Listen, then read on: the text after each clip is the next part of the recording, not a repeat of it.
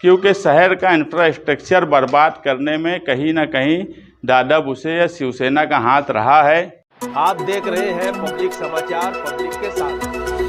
शहर अपने वक्त के हिसाब से तरक्की करता रहा, मगर इन 20 सालों में जब से मालेगांव शहर की पार्टियों ने शिवसेना से हिमायत लेने की शुरुआत की, उस वक्त से मालेगांव शहर खास तौर से नदी के इस पार का हिस्सा खोखला होता गया।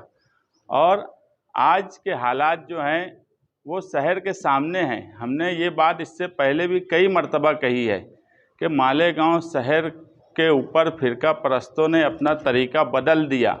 अब घुल मिल कर हमारे साथ फिरका परस्ती की जाती है और उसका नतीजा है कि हमारा शहर खंडर हो गया और नदी के उस पार डेवलपमेंट में बुनियादी सहूलियात जितनी मिलनी थी उन्होंने अपनी हासिल कर ली और कॉरपोरेशन के जनरल बजट से करोड़ों रुपया हासिल किया।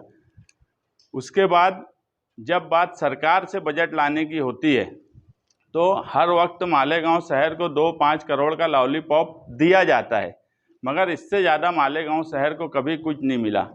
अब सितम ये होने लगा कि 100 करोड़ की जब बजट की बात आई, उस वक्त शहरियान को और किसी को इस बात का पता नहीं था कि उसमें क्या काम डाला गया है। सबसे पहले यही मीडिया सेंटर पे हम लोगों ने बैठकर 16 मई 2022 को जो काम नदी के उस पार थे और जो काम मालेगांव सेंट्रल हलके में थे उसकी लिस्ट हमने दी। और उस वक्त भी हमने ये बात कही थी कि बरसरे इक़्तिदार बॉडी हमारी कायम थी, 15 जून तक बॉडी थी, कि महासभा का पावर है काम को डालना या कौन सा टाइटल लिया जाए, किस काम को डाला जाए।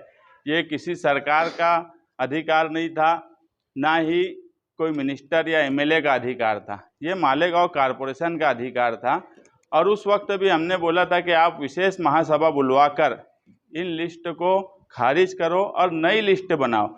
हम कभी इस बात की मुखालफत नहीं करते कि नदी के उस पार काम नहीं होना चाहिए, मगर जो हक हमारा है वो हक हमको मिलना चाहिए कि 30% कॉरपोरेशन अपना बजट दे रही है और 70% सरकार बजट दे रही है। उसमें भी सितम ये कि हमें सिर्फ 7 करोड़ मिला।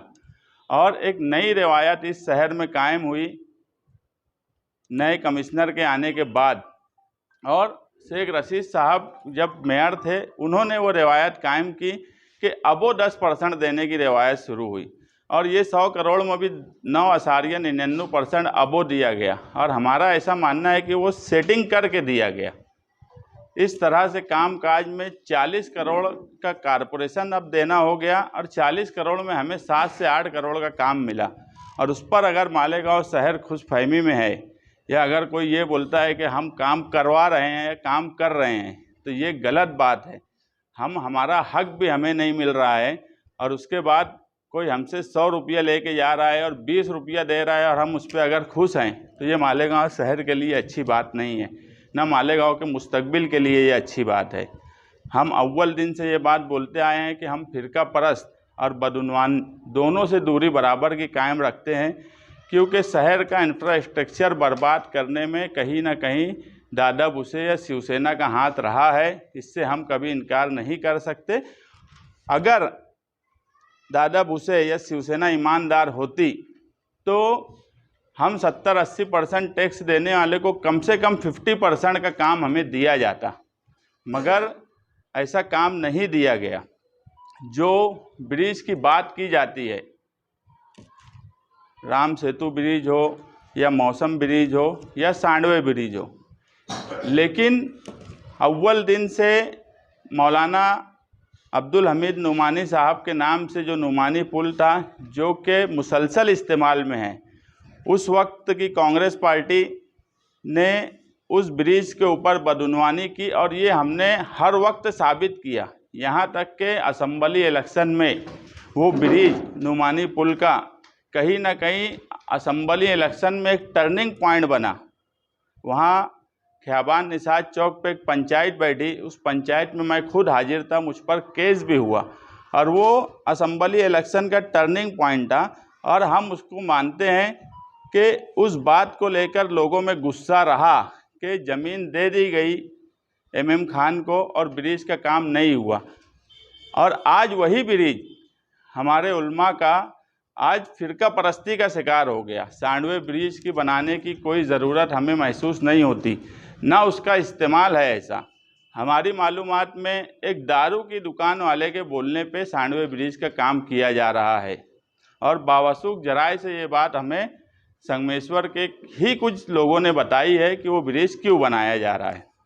आज सांडवे ब्रिज की अपनी एक तारीखी हैसियत है। इस शहर में हमेशा बारिश होती है तो एक बात इस शहर में बोली जाती है, हर शहर, कोई शहर अगर बहुत तरक्की भी करता है तो कुछ चीज़ों को जो अपनी तारीखी हैसियत रखते हैं उसे छोड़ दिया जाता है, और हम मानते हैं कि सांडवे ब्रिज उसी तारीखी हैसियत का एक हिस्सा है।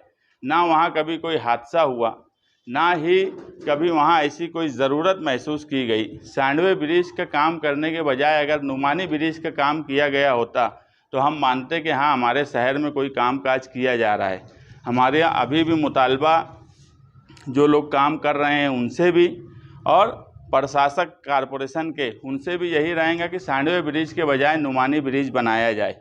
अगर नुमानी ब्रिज का काम नहीं किया गया हमारे बोलने पे, तो इस शहर में अब नुमानी ब्रिज के साथ इंसाफ हम करेंगे। उसके लिए अगर तहरीक चलाना पड़ी तो तहरीक चलाएंगे, आंदोलन खड़ा करना पड़ा तो आंदोलन खड़ा करेंगे, मगर हमारे उल्मा, हमारे शहर के कायदीन के नाम का इस तरह से अगर मजाक बनाया जाएगा, कभी बदउनवानी के नाम पे उसके खिलाफ ऐसा काम होगा कि जिसका मजाक बने, कभी फिरका परस्ती का वो शिकार होगा, तो हम इस शहर में अब बर्दाश्त नहीं करेंगे। मालेगांव शहर हमेशा से अपना एक मुकाम रखता था, फिरका परस्तों के खिलाफ बोलता था। 12 नवंबर का एक वाक़या भी हुआ, इस शहर ने देखा कि उसमें क्या हुआ, किसने क्या किया। कोई सरकार में बैठे हुए लोगों ने हमारी कोई मदद की, ऐसा नहीं हुआ। मालेगांव के माजी में जो नहीं हुआ वो इस शहर में हुआ है, तो हम इन सब बातों को भूल नहीं सकते। घर पट्टी के सवाल, अव्वल दिन से हम ये बात बोलते थे कि पानी पट्टी 5% 2007 में जब लगाई गई, आज तक उसे हम हटा नहीं पाए। जो भी लोग इक़्तिदार में आए उसके बाद से कभी पानी पट्टी हटाने की कोशिश भी नहीं किए, और उसी तरह घर पट्टी का सवाल आज हमारे सामने खड़ा हो गया।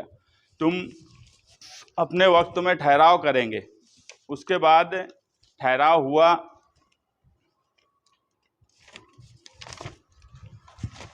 घर पट्टी बढ़ाने का, और कॉरपोरेशन ने भी ठहराव किया। उसमें असलम अंसारी सूचक थे, वो बीजेपी के सुनील मदन बापू गायकवाड़ उसके अनुमोदक थे। उस वक्त इक़्तिदार में कल की कांग्रेस आज की राष्ट्रवादी थी। उन्होंने उस वक्त तो घर पट्टी के सर्वे के बारे में एतराज़ होने के बाद भी उन्होंने उसका ठहराव किया। स्टैंडिंग में भी 2020 में उसका ठहराव किया गया।